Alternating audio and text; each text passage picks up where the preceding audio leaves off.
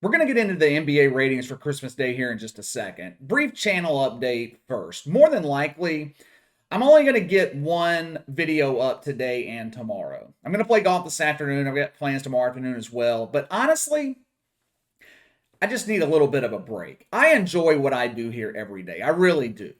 And I don't want to come off as complaining because I just complained about this earlier this week. But YouTube, over the Christmas holiday, has made it extremely difficult to do business.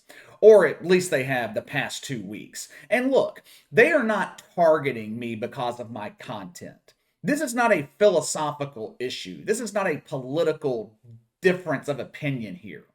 Trust me, I have spent hours over the last 2 weeks looking into the issue of content not suitable for advertisers.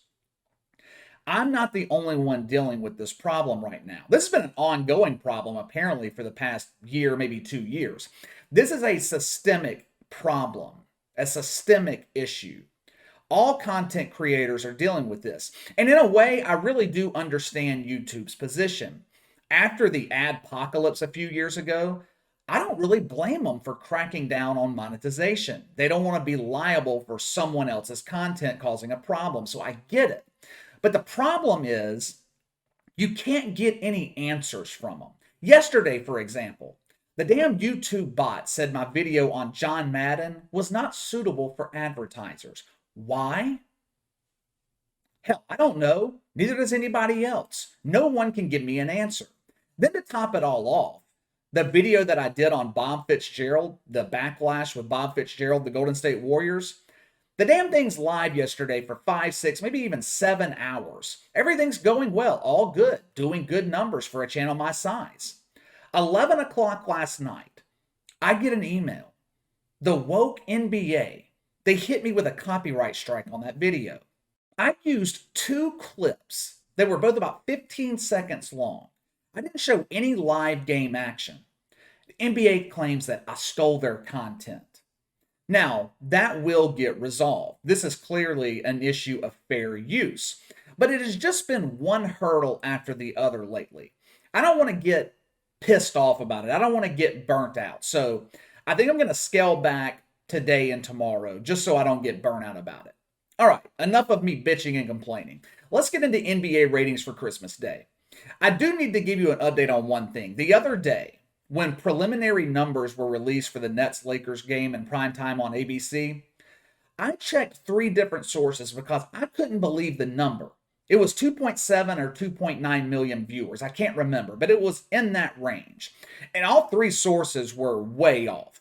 Once the final numbers came in yesterday, Nets-Lakers actually drew 5.8 million. A significant increase from the preliminary ratings, but that is still a dreadful number. Absolutely god awful. That is down nearly 20% from last season when no fans were in the arenas. Now, to be fair, the NBA, they didn't have the NFL as competition in prime time last year, but still, it wouldn't have mattered. It would not have mattered. Every other channel on television, they could have been showing sleeping cats. The NBA still wouldn't have drawn a good number. The state of the NBA right now is depressing. It really is. I've told you guys many times, I love the NBA, or I guess I should say, I used to love the NBA. But the regular season has become meaningless. The players don't give a shit about it, so the fans don't give a shit about it. When I'm watching the NFL on Sunday afternoons, stadiums are loud. You can feel the audience on television. Now contrast that with an NBA regular season game. You can hear a mice fart in the rafters. There is nothing exciting going on in the NBA right now. This league makes more news from what happens off the court than anything that happens on the court. Think about it. What was the biggest story in the NBA heading into Christmas? It wasn't LeBron versus Kevin Durant. It wasn't Warriors Suns. The biggest story heading into Christmas was half of the stars in the league being forced to sit out because of the NBA protocols. LeBron sent social justice warriors into a panic on Christmas Eve when he tweeted about the COVID. There are a litany of reasons why the NBA is struggling on television right now. We have talked countless times about the sins of the political past catching up with them in terms of the wokeness. But another reason is Fans have become accustomed to stars missing games for absolutely no reason at all. You look at the injury reports before games, and you see guys like Kawhi Leonard sitting out for rest. It sends the message that NBA regular season games just are not that important. The game's inconsequential. And with that being the case, why would the casual NBA fan sacrifice 3 hours of their time to watch when Kawhi Leonard can't even bother to show up?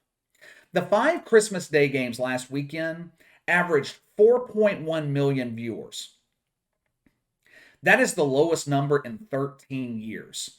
Now, the media is going to blame competition from the NFL. The NFL has stolen Christmas from the NBA, just like they stole Thursday nights.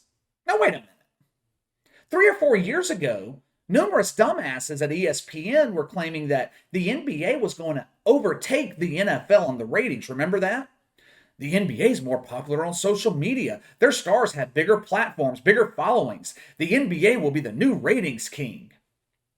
Now that it hasn't happened, and it will never happen, NBA defenders claim that the ratings really don't matter. Go tell ABC ratings don't matter. Go tell ESPN, TNT ratings don't matter. Go tell advertisers who pay big money for ad time that ratings don't matter. Ratings are the only thing that matters in television. It's why television shows all the time get canceled, low ratings. It would be like me saying my analytics here on YouTube don't matter. I would be a dumbass for thinking that way. It's how I get paid. The NBA's largest source of revenue is their broadcast rights fees. You know how networks determine how valuable the NBA is? Television ratings. Historically, the biggest day of the NBA regular season is Christmas Day. 2018, just 3 years ago, LeBron James and Steph Curry drew over 10 million on Christmas. Today, they're drawing half that number. Steph Curry and the Warriors drew 5.2 million. KC, I thought you said Steph Curry was the biggest draw in the league. He drew less people on Christmas than LeBron James. On paper, that is true. Mathematically, yes. But you have to put things into perspective. You have to properly analyze the situation. LeBron James was in prime time. His only competition was Colts Cardinals on the NFL Network. NFL Network is available in far fewer homes than ABC. In a largely uncompetitive game on NFL Network, Colts Cardinals still drew damn near 2.5 times the audience LeBron James did on ABC. They drew over 12 million. Steph Curry was competing against Aaron Rodgers and the Packers, one of the most popular quarterbacks in the NFL and one of the premier franchises. The only team in the NFL more popular than Green Bay, the Dallas Cowboys. Packers Browns drew nearly 29 million people. Against heavy competition, Steph Curry grew the NBA audience 21% over last year. So LeBron, in prime time, declined by 20%. Steph Curry, mid-afternoon, heavy competition, grew over 20%. That's over 2020, though. Those ratings are compared to 2020. When you compare NBA ratings to 2019, the picture's even worse. LeBron James and the Lakers were down 34% compared to Clippers-Lakers in 2019, which drew nearly 9 million people. Steph Curry and the Warriors, they were down 21% compared to Rockets-Warriors in 2019. I don't care how you look at this. This is awful news for the NBA. One season of bad ratings, you can write that off as an anomaly, just a bad year. 2 seasons of bad ratings, it's not necessarily time to panic, but you have a problem. 3 straight years of record low ratings, it's time to ring the alarm. This is now a trend in the NBA. It seems like every big event, every big day, the league's breaking records for low ratings. Crazy thing about it is, no one in the NBA seems to care, at least not publicly. I don't see or hear any plan to increase ratings. I damn sure don't hear the mainstream media talking about it. If NBA ratings were growing, if they were through the roof, ESPN would be telling all of us how great and exciting the NBA is. Instead, they are more concerned with Kyrie Irving being allowed to play. He's unvaccinated. He's going to spread this disease across the country. This cannot happen. We must all remain safe.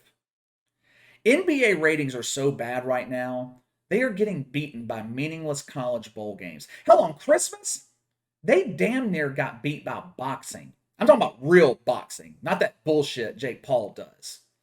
Anyway, let me get out to the golf course. Let me know what you guys think of the NBA's dismal ratings. Sound off in the comments below. Make sure to like and subscribe. Click the notification bell to receive all notifications from the channel. Best way to contact me is by email at btlkc84@gmail.com, KC_BTL84 on Twitter. I'll see you guys later.